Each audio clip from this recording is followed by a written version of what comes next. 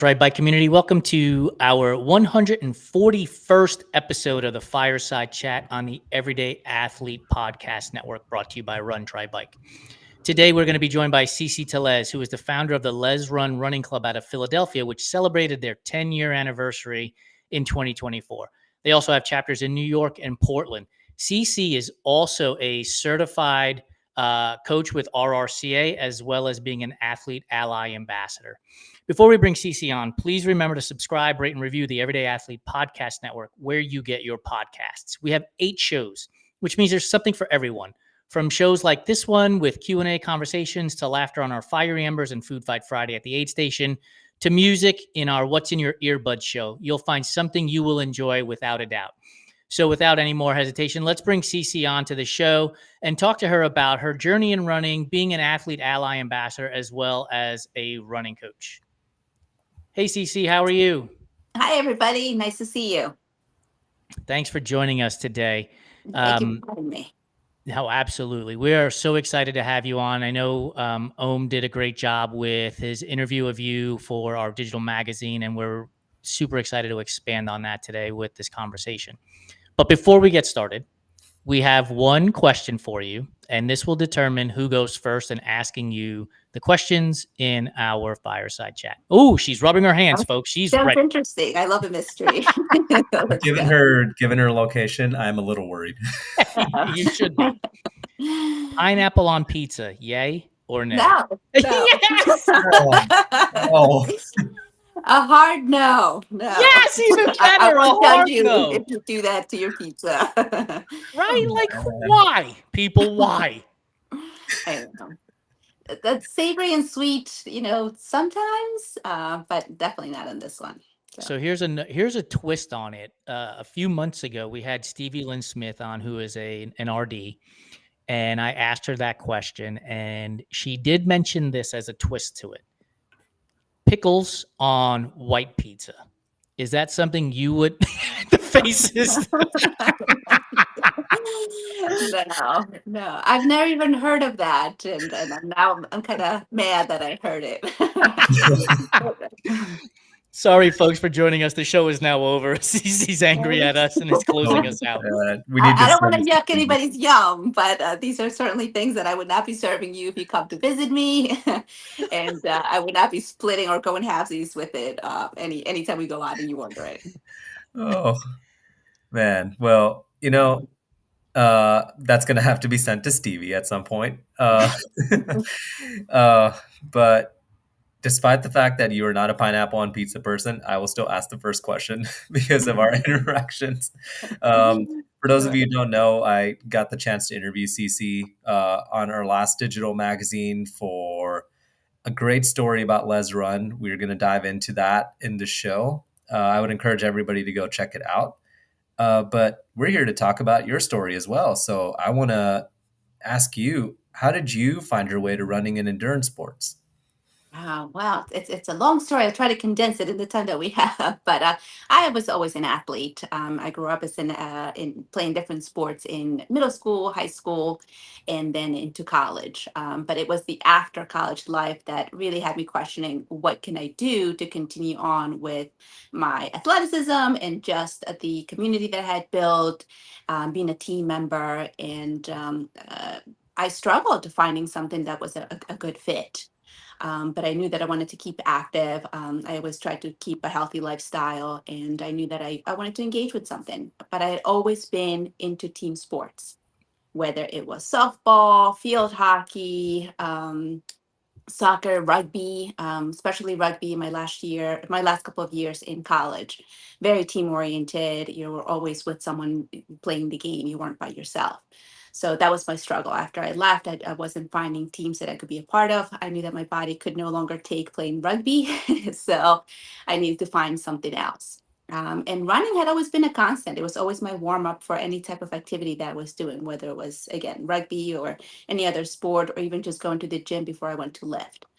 So running was always there, kind of in the back. It came to be later that I would be more involved with it. But yeah, I mean, I enjoy the sport. I would say that what the turning point for me was, I was going through some personal growth and change. I'd just gone through a divorce, and I was looking to engage with myself in a different way. And I found running through a friend. My cousin had a friend that was very active, so it was a mutual friend, and she asked me to go for runs, just as a healing process, kind of talk things out about my divorce and things that were going on with my life. And I really connected with her, and also with the sport. And she was just so focused and encouraging. And she would always ask me, "What's next?" Every time we did a race or a run, she'd ask me, "Where are we going with this? Are you planning on doing something more with it?" And slowly but surely, I started to really think about that. And I thought, maybe this is not a solitary sport as I thought it was. Here I am running with her, and maybe I could find others to run with and see what this world of running is about. And it really started from there. You bring up the a point that I was going to ask you about, which is participating in team sports has community and running primarily as a solo sport. Do you think you would have picked up the sport of running on its own had your friend not invited you to go for that first run? I don't think so. I honestly don't think so. Not in the mind frame that I was in at the time. And just reverting back to what does sport and activity mean to me, it meant that there was a bunch of people that I was doing it with. And I did not see running as that, until that moment where I saw, wow, we can spend so much time together talking and being healthy together, that now that I see that others do it and they do 5Ks or do group runs, and I was like, what is that world about? How does it all work? Do they always run together? Are they always chatting it up? Or when does it shift? So that's where I was really curious. I was like, I gotta find out more and see, if this is a fit for me. Before I turn this over to Ohm, I do have one follow up question about that. So I played team sports growing up, high school, and I would always look at the kids on the track and think to myself, "Why are you voluntarily running?" Like, you know, we if we did something wrong, made a bad play, running was our punishment, right? And so, when you first got into running, did you take to it, rather easily, or was it a struggle to get through the idea that running, may have been a punishment for, not performing well on the ball field and in the other sports? Interestingly enough, it was an easy transition for me, because I was very goal oriented. So I knew if I was, saying playing softball or playing soccer, I knew that there was a goal in mind, that there was steps you need to take in order to want to win. So switching over to running, it was kind of the same. You have to pace yourself in order to gain the goal that you want, whether that's a time goal or whether you want to race to win.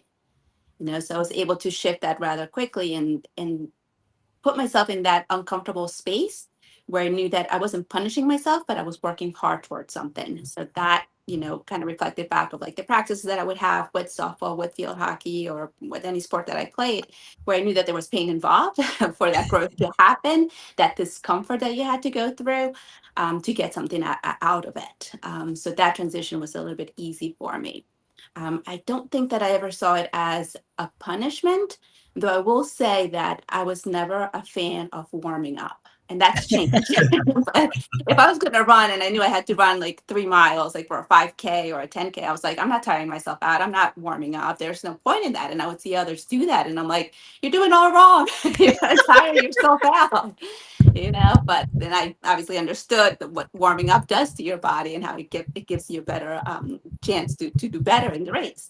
But that was the only part that I saw. I got to go through this torture first, and then I can have my fun and do the activity that I enjoy. But yeah. Oh, oh, I love that. Oh, Mhm. oh, well, I'll let you go ahead with whatever you're going to say, Jason. I was going to ask, like, so how does the conversation with your athletes as a coach go over when it comes to warm ups and then skipping it? I know. Yeah, I mean, they probably never heard me say this, that I didn't to do my warm ups, but I definitely, make sure that their bodies are warmed up, ready to go, loose, because I know injury, and that's the one thing they hear me talk about a lot. And I don't want them to get injured, and this is the reason why. So I need to make sure that their muscles are nice and loose, they're ready to go, and they're not going to be pulling anything, and they can get their heart rate going the way that it should be going into a training run. Absolutely. I can't say that I'm big fan of warming up myself. It's something that I've really grown into and really started to enjoy the process of doing a minimum amount of mobility every single day, and realized how important that is to stay injury free. So um, but it's always refreshing to hear somebody like say like, man, I didn't like warm ups, or I didn't like this, because it feels like everyone's doing it when in fact like it's not going to be perfect every single day. So so now that we've talked a bit about your running journey, you kind of segue into community, and you talked a lot about team and community and camaraderie, and how running is not a solitary sport. So how did these concepts eventually lead to you creating Les Run? Yeah, I mean, once I started getting into running and that question was starting to be answered of what's next, I did join a running group. And that was through City Sports that was in Philadelphia. They've since closed shop, but that was my first experience with the running group. And as lovely and great as they were, um, and people in there, I still connect with some folks that used to go to that run group as well. There was always something that was missing, and it wasn't, that they weren't bringing something into my world that wasn't worth it. I think it was that I wanted to expand my world as an LGBTQ person, and I wanted to connect with other LGBTQ athletes, because growing up, I didn't know any LGBTQ athletes. Even as an adult, I didn't know any LGBTQ athletes that I could interact with and talk about what their goals are, their aspirations. Could they become pros? What did that look like?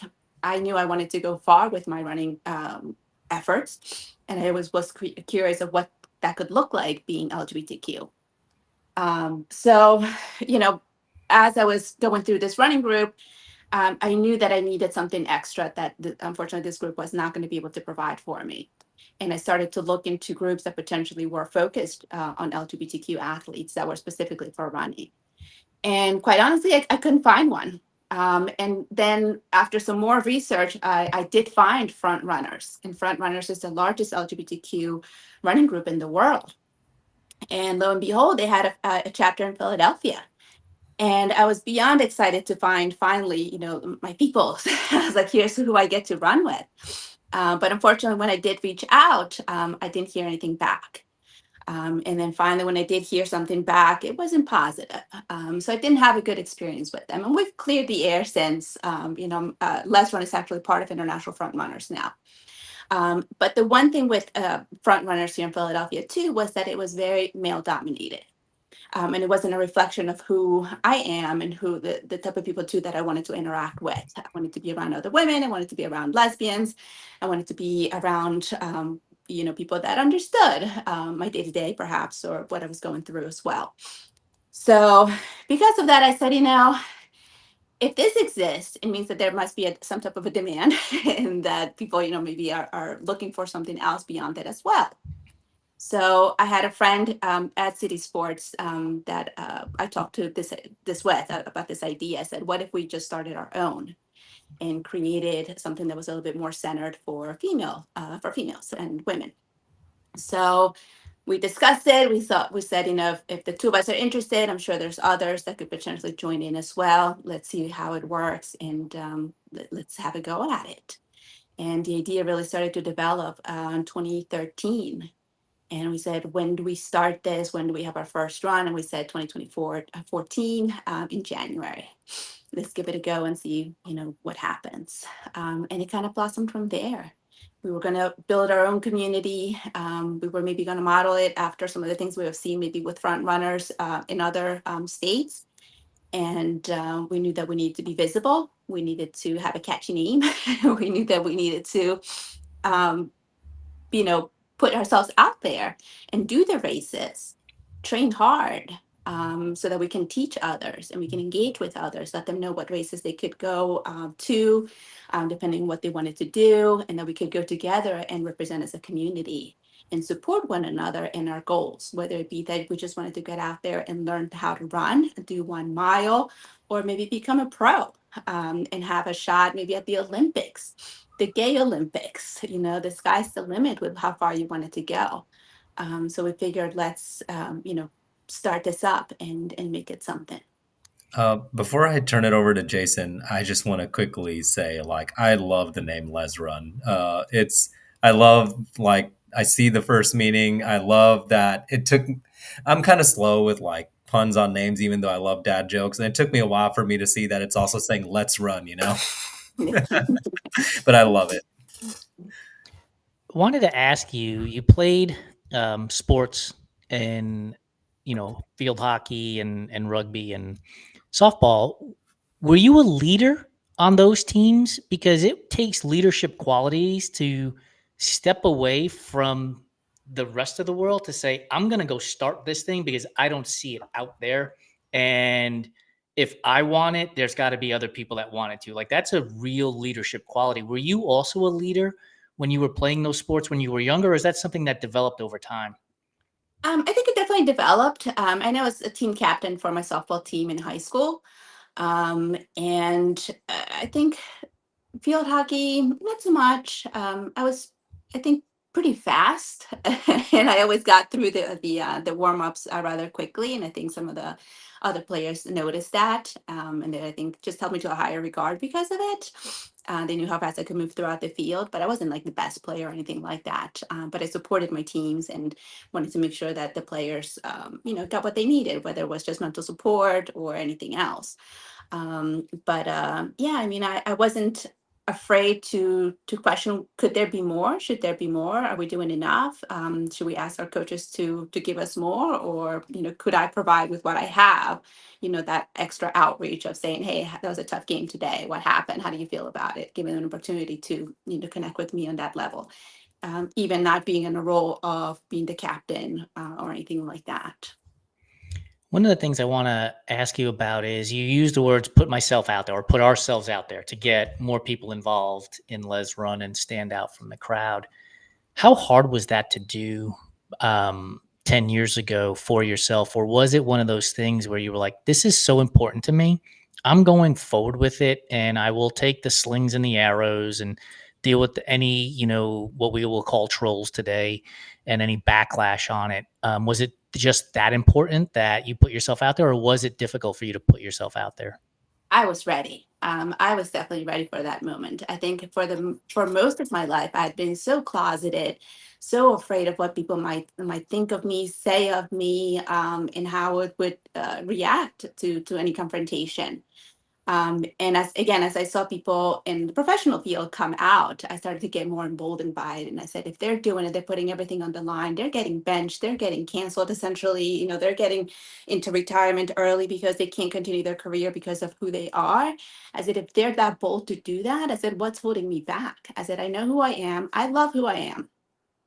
Period. Nobody else has to like it. And I said, I'm ready to say that out loud, and I'm willing to be that face for someone that could, the same way that I saw others be for me, that gave me that hope, and that just I don't know, strength to say, you know what, screw everybody else. I'm here. My life will be, will go on record. I've come through this world, and you will see my name, in the stats, in the data. I was present. I came through here, so I was ready. And yeah, I mean, when you put on a shirt that says "Let's Run," people will normally be curious about it, and they're like, "Is that a thing? Like, what does that say about you?" And I got questions in the beginning. People would come over and whisper, and at first I would whisper back and be like, yeah, it's a lesbian, and and after that I'd be like, yes, it's a lesbian in a running group out loud, and like, and we're very proud of it. We represent all over, and we're very proud of who we are, and we want to be amongst the other groups that are just as proud to be out there. So I wanted to empower LGBTQ athletes the way that I hadn't been empowered when I was growing up. It's incredible what you've, like, just talking to you, I can hear in your voice like what you've overcome and the trials and tribulations you've been through. And obviously I can't even come close to understanding it, but like just hearing how impassioned you are about all this is just incredible, and brings me to wanting to ask you about something that I, noticed as I was doing kind of research for this. You represented Bolivia in the gay games in 2023 in Mexico. Um, what did that mean to you to go out there not only represent, like, after having gone through that journey as a female, as a lesbian, as a Bolivian athlete, what did it mean to you to be on that stage in 2023? I think it was the visibility that I've always wanted for myself. I left Bolivia when I was 3 years old, or in third grade, 9 years old, just about to turn 10. So I was very young. I didn't really have a strong connection to my country, to my culture. And I long to have that connection, and even now I'm 46 and I'm still finding out what does it mean to be Bolivian. Who are my people? What are the traditions, the customs? Do I fit in as an adult Bolivian? How does that interaction work? But I know that I've always existed, and I know that my lesbianism is just as much as my Bolivian part, so I can't have the two be separate. And for a long time, that was because culturally it wasn't something that was maybe talked about or accepted. So it was hard for me being both for a long time, but having the opportunity to, again, come out, be comfortable with who I am, love myself, go through that full process to then have the opportunity to compete and represent my country as a proud open lesbian, and then to win the gold medal of all things. There was so much pride going in me because I thought, this is. I'm not afraid to showcase myself, and I'm not afraid to say I'm Bolivian. I'm not afraid to say that I am a lesbian, and love it or take it or leave it. I exist, and I know there's others like me that are exist in the same way. And again, I wanted to have that representation to say it's okay to be you, no matter where you're at, no matter what country you're coming from, because most likely you're not the only one. And So, it's fascinating how those pieces just have come together. Like, I believe that, when you work hard and you're impassioned about something, the pieces eventually come together. There are a lot of highs and lows that come with it, and you might not have the answers right away, but like seeing that, what happened on that stage and the world stage in 2023, and also recognizing that that's the first gay games hosted in Latin America is pretty incredible. And, like, hearing about your journey, I just had to ask about that moment specifically. Like, I could just, like, visualize it in my head. Like, man, it's incredible. it was. And the one thing too is that in Bolivia, even though you're starting to see it more now, more people living their lives a little bit more openly, and getting some support even from the government to some degree. But there's always this notion that LGBTQ folks are up to no good.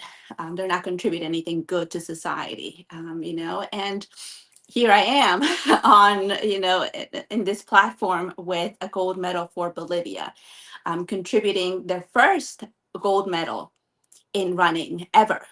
And it's at a gay games of all things, in a Latin American country. So it's setting up this historical moment that shows that we are capable people, we're good people, we're representing for our country, we're bringing in good things to our communities and to a representation for the world to see that we're able people too. So that for me was just like shouting from the mountaintops, I guess, to say, hey, we're here, we're good people, like not pay attention, but see us, acknowledge us. We are contributing just as much. Yeah, So for me, it's important for that. at Run Try Bike, we see you and we recognize you. It's important for us to let everybody know that they're seen and they're heard on our platform. And as you're describing this, I want to shout it from the mountaintops. One of the questions that popped into my head was, after you get your gold medal and you go home, does it hit you that the impact that you are about to have on other athletes who are also LGBTQ, who haven't had the opportunity to come out and showcase their talents? And what is that like to have that realization? Because when you started Les Run, you said it was because there wasn't the representation out there, and now here you are with, you said, the first gold medal ever for Bolivia. Like, what is that like? Yeah, I mean, it's a huge responsibility, but it's such a great feeling to to be that person now that others can look and say it is possible. I can maybe strive to go this far or maybe even farther and be myself while doing it. And again, this is something that I've gotten from other athletes, their strength, um, their passion for a sport, their passion for living and wanting to live that life authentically.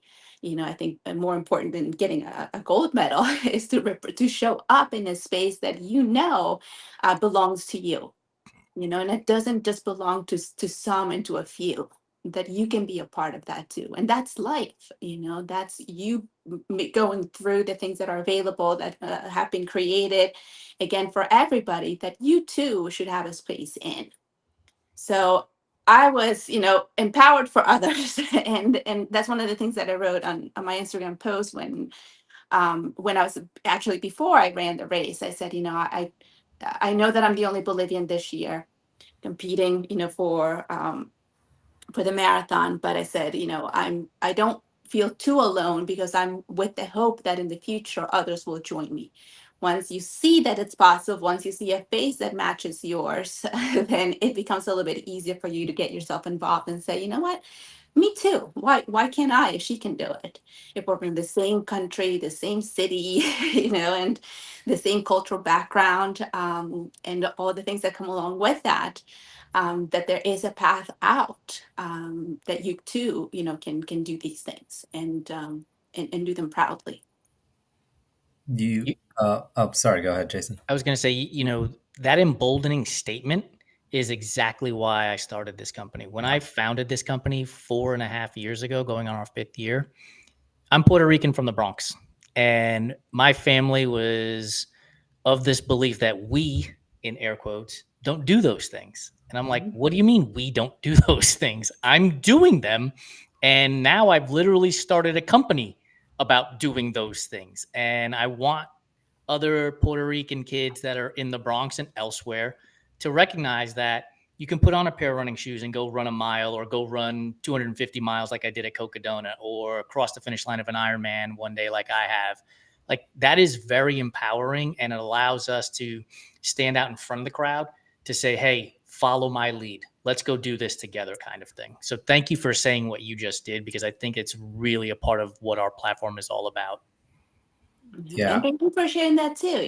It's culturally across all different, countries and places. It just there's always this barriers that we create for ourselves that says only these people can come into this space. Only we don't do that, because we've never done it. We've never seen anyone from our group do it, so it's not for us. When in reality it's like, no, it can be if you allow it to be, if you want it to be. Yeah, Khadijah Diggs, who we've interviewed before, she wears a hijab and she races triathlon. And she said to me one day, and she's posted about it too, somebody's got to be the first.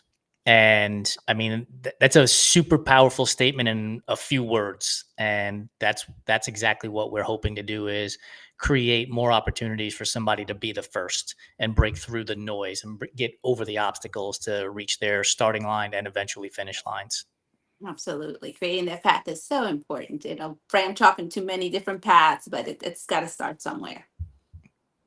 So I want to ask you, CeCe, we've talked about visibility a lot in this conversation, and representing and creating a blueprint for people who are like you in the same city with the same ethnicity, the female, lesbian, in the LGBTQ community. What can we do as a media company to support what Les Run is doing and advocate for the LGBTQ community? I think in general, I would love the media to give more focus to the success of LGBTQ athletes. That's one of the biggest things that we don't see, is that where's that representation? Um, I think most only get it if you're doing really great things, if you're a professional, athlete and you were breaking world records and things of that nature. But it's here, like in this platform, where you're taking the everyday athletes, you're giving them an opportunity to have their voices be heard, to be seen, to have an interaction with other folks that are maybe different states or different countries that can hear this. So you're doing exactly what you should be doing. I think far and beyond for, you know, places like Runner's World Magazine, even, is that sometimes they say that they're committed to doing the work of diversity, but then they don't highlight, say, non-binary runners who are really excelling at this new division that has been created. So that's doing them a disservice. There there's a lot of great talent out there that doesn't get highlighted because maybe they're fearful of the feedback they're going to get, the comments they're going to get, and it's a shame. It's a shame because it's not putting into perspective, the full process of their existence, and what they're accomplishing and contributing to the sport. So I think for any media channel, it's just making sure that they're highlighting and reporting just as much. And I would say that same thing for reporting on women's sports. We need to be able to see it so that others can see themselves in it, and then start to, really back it up and, make it bigger than what it is today. Yeah, I last night we were watching Queer Eye, and they the guys recognized this one. He's a poker dealer, and it dawned on me that he felt seen, right? Like somebody is recognizing him, and they helped him with his hair and everything else the way they do on the show. Mhm. And I looked at my wife and I was like, I'm gonna cry because this man just wanted to be seen in this world. And I Yeah. think that if we can take a moment to recognize others and see the things that they're doing and recognize the things that they are doing, and sometimes it's a high five, sometimes it's a pat on the back, sometimes it's just a simple head nod, right? Like I see you and I recognize you. We could change the way these sports are perceived. We can change the who comes and decides that they want to show up, whether they're in the LGBTQ plus community, whether they're a BIPOC athlete, whether they're physically challenged. I don't understand why we wouldn't invite everybody to the table, and just recognize them and say, hey, you're welcome here. Let's go for a run. Or if you're in triathlon, swim, and cycling. Um, which leads me to this question. Over the last 10 years that you've had Les Run going, what have you seen as one of the greatest steps forward in getting and seeing athletes and having athletes be seen and recognizing their accomplishments? Just within a restaurant, or like in a broader sense? Within Les Run specifically, and then more generally speaking, yes. So wait, say the question again. I want to make sure I get it right. I want to, like, it's been 10 years. It's a decade that Les Run has been around. From what you started to where you're at today, what has been the greatest step forward? What has been the greatest accomplishment for Les Run specifically, and then for recognizing LGBTQ plus athletes in general? Um, I mean, there's two things that I want to address here. I think for Let's Run, on its own, I mean, we have been able to engage with the community, within Philadelphia, but also outside of it. Um, and this speaks to the chapters that we have that are outside of Pennsylvania. There's the interest there, the connections there, their visibility is there. And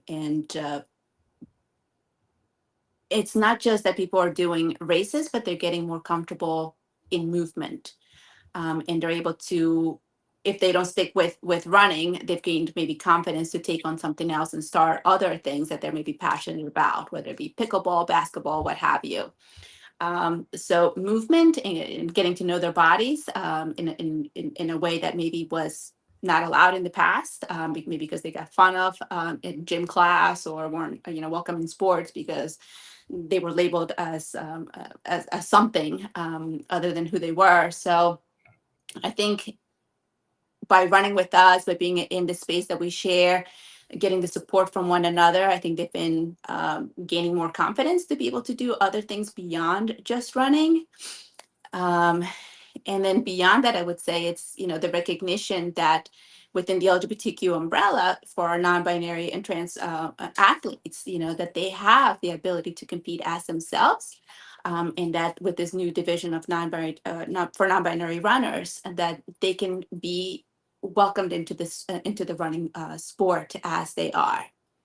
So the work that we've done to make sure that they are seen, that they're included, and that they are being equitably represented as well, has been, I think, one of the biggest things that Let's Run has done. It's revolutionized the world of running. It's opened up the world of running so that everybody can feel welcome and be respected and be seen for the skills that they bring into the sport, but also just their existence.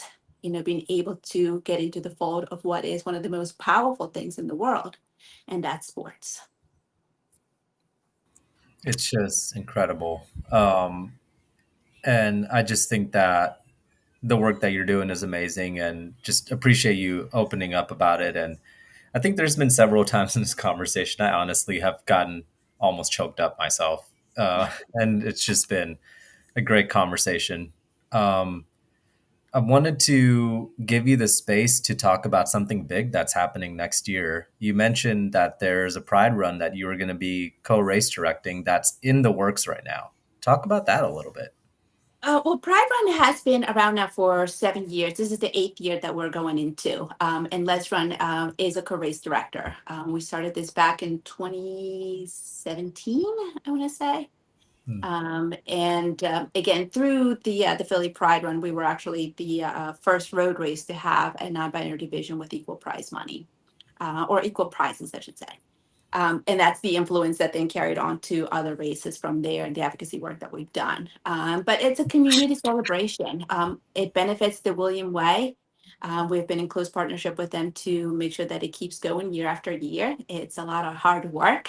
We're getting ready to hopefully put something together for next year to make an announcement on a date and a theme. So keep an eye out for it. Some more information should be coming out hopefully soon. By the way, I've been sitting here thinking about your last name, Tellez, and the Les Run, and I kept thinking to myself, was that a opportunity for you to name the club Les Run because your last name is Tellez? A lot of people actually have asked me that. They're like, "Oh, I get it, Les for Tellez," and no. Wow. Even if I would have thought, my name should carry that much importance into something else, I don't know that I would have put it out there. Quite honestly, I have 2 last names, and I'm very proud of both. So I'm Tellez Lopez. But in the United States, unfortunately, as an immigrant, your name has a tendency to get shortened with every time your name is called.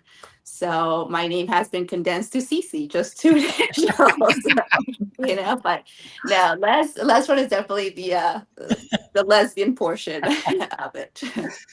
Yeah, as soon as we started talking about that, which is probably like 25 minutes ago, it hit me like a ton of bricks. And I was like, oh, I wonder if that has anything to do with the name of the club as well. Yeah, no. We're a little slow on the uptake here at Run Dry Bike sometimes. The name is the gift that keeps on giving. But CeCe, thank you so much. We could talk all day to you about the things that you're doing, which is super important work about getting athletes recognized and honestly for them to feel seen in a world where we tend to turn a blind eye to a lot of different things. And so thank you for doing that. Before we let you go, we do have to have our food rapid fire questions, which, by the way, are neither rapid fire nor questions. They're more like statements in which we want to get your opinion. So we need to rebrand the labeling of this end of the show. So are you ready? I'm ready. Oreos. Are you an old school Oreo fan, a double stuffed Oreo fan, the thins or the cakesters? Which of the packages in the Oreo aisle are you getting? I love Oreos. I'm gonna go with the thin. The thin. The thins, yeah. Episode 141. We finally have broken through and found the person who is buying the Oreo thins. That's me. If I buy them, they would be the ones for me. I'm not a huge fan of the filling, to be honest with you. So when they did the thins and they had less of the filling, that's where they hit their market with me. Gotcha. And so are you a person who would bite one of the thins and have like 2 bites out of it, or do you just pop it in your mouth like an aspirin? Oh, I like to take my time with it. So 2, 3 bites, I'm gonna enjoy it. Can you dunk a thin? Is a thin dunkable? I don't no, I don't dunk them. I like to eat them as is or with a glass of milk, but separate. I don't. Yeah, I think they would just crumble. Are you a fan of licorice? Yeah.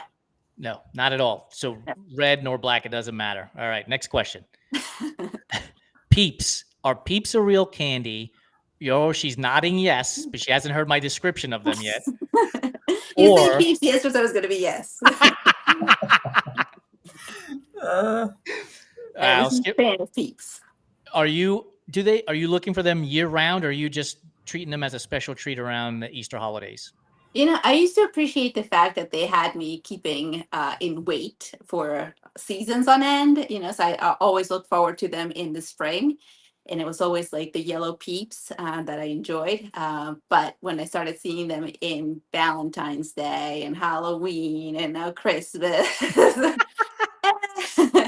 it's kind of lost a little bit of its luster. But I bump into them so often that now when they come around, it's like, you know, you're here. Do you uh, eat them stale? oh. No, it's got to be fresh. Yeah. Once you open the packet, you're making the commitment to either sharing it with someone or eating the whole sleeve. So, All 16 of them at one time. yeah. We were once told that you should eat Peeps stale, and my reaction was, I don't like Peeps, so I will say it this way. You want me to take something that's bad, make it worse, and somehow it's going to taste better? I don't think so. Maybe you got to give him another chance, perhaps. Maybe you're not getting the right type of peep. Maybe I have to go get the Christmas one, and maybe the Easter one just wasn't the right variety. Not if it's stale, like the one you were sent. Oh, that was terrible. The shapes, maybe the color. I know it's all sugar; it doesn't come in flavors, but maybe it's a mental thing, you know.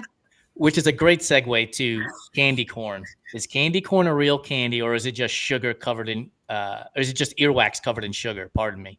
No, that's a confectionery error. Oh, I love I don't this. know who stumbled upon that and decided to, whoa, we made a mistake. Let's package it up and somebody will buy it. Exactly. And they're No, still buying it.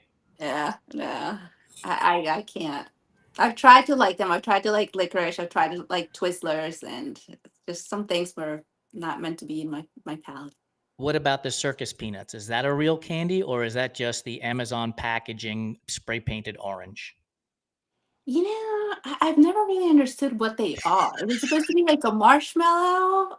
Or I don't even know. These It's one of answers. those candies that I'm just like, you know, you're here. I just, I don't know that I should consume you. Like, are you good for me or not? Am I going to like you? Am I just wasting my calories on you? Brox was trying a little too hard when they came up with that product. That's for sure. Is red velvet cake a real flavor, or is it just chocolate cake dressed up to go to the prom? I think it's a chocolate cake dressed up to go. Yes. Yes. It's been a while since we've gotten that answer. It has been a while. Like if you go to the grocery store, right, and you get like the slice of cake that they sell in the refrigerator section at the grocery store, it's like $12 for that slice, while the chocolate cake next to it is like $8. You might as well save the money and not pay for the red food dye. Now, if you go to a bakery, it's going to have something different to it altogether. Red velvet's going to have like the special cocoa and whatever else. But at a grocery store, just buy the regular chocolate cake. You're much Yeah, better. I think it's just the icing that's the difference. You know, Yep. if you take the icing out of it and you just, you know, eat the cake, it's the same. I don't see it. Let's stick with cake. What is your favorite flavor of cake? Vanilla. Straight vanilla, not even like birthday cake. I like cakes as plain as possible, not as much frosting on them. If they can just be kind of like a coffee cake without the crumbs, that's my sweet spot. Oh, I could go for a coffee cake right now. How about pie? Are you a fan of pie? And if so, what's your favorite flavor of pie? Pies are very American. And again, I come from a doughy culture, but pies took me a while. And if I had to pick one, I'd probably say apple. What does doughy culture mean? We're going to need a description of this. We don't we do like the cake again. Our cakes, like the cakes that I grew up with, didn't have like the icing or anything like that. They were just the cake. Okay. And maybe with like some lemon shavings or orange shavings. That's the cake that I grew up with. Gotcha. So when we talk dough, are we also talking bread? Bread, a lot of like cheese, like I don't know if you know pan con queso or Yes. the cheesy breads. Yeah, Yes. Very familiar. yeah. So anything sweet, anything doughy, just that's where we're at with our diabetes. And that's what Let's we stick on the eat. sugar train. Do you have a favorite flavor of ice cream? Vanilla. Straight vanilla. Yeah, yeah. Again, I'd love to hunt for like the weird flavors or the non-common flavors, I should say, like avocado. Um, I don't know. There's macadamia I just had when I was in Australia. The things that I wouldn't normally find here are the ones that I tend to go after. But at the end of the day, if, like you just want to give me some ice cream, it's just vanilla, and I'm happy. Very nice. What about, excuse me, chocolate chip cookie versus oatmeal raisin cookie? Which one are you preferring? It depends on how the oatmeal cookie is made. I've always hated on them, but I don't know. Me and chocolate haven't been getting along too much lately. Gives me too much acid reflux, so I'm trying to break away from it. Um, so that would be a nice, healthy alternative. But I think it just depends on how many raisins are in the cookie. Oh, you're not a raisin fan. Not so much. I'll eat it if it's there, but it can't be like a lot of them all at once. Yeah, It see, I'm the changes. opposite. I Yeah. love More raisins. Oh, yes. Put it in my carrot cake, put it in my cookies, put it in my oatmeal. Give me the whole box. I love raisins. I'm all Yeah. in. Pop Of Tarts, course. frosted or unfrosted? No Pop Tarts. Can't stand Pop Tarts. I wish again I liked them, but yeah, no. Where are you on nerd clusters then? Are you a fan of nerd clusters? You know, I used to love nerds when I was growing up. Um, but the clusters, I think it ruins the candy for me. Interesting, because Yeah. that's like the hot candy right now in the running world. People are fueling themselves with nerd clusters these days. Interesting. Yeah, I haven't heard that. Yeah. Uh, Our last question for you before we let you go: Are you brownies have come out of the oven? The tray is sitting on the counter. Are you the person who's going for the corner, the edge, or the middle ooey gooey? The middle. So you're gonna cut out the middle and Yep. just scoop that out straight up. Yep. Are you putting the scoop of vanilla ice cream that you so much love on top of it as well? 100%. That's my favorite dessert. Something that I Yes. can eat after a long run or a marathon is a hot fudge brownie sundae. Oh. What about Yeah. nuts? Any nuts in the brownie? No nuts. Nope. No nuts. Just the center, no edges. I don't want to feel the crispiness. I want to just feel the soft, squishy, all of it. Yeah. No caramel drizzle on there either.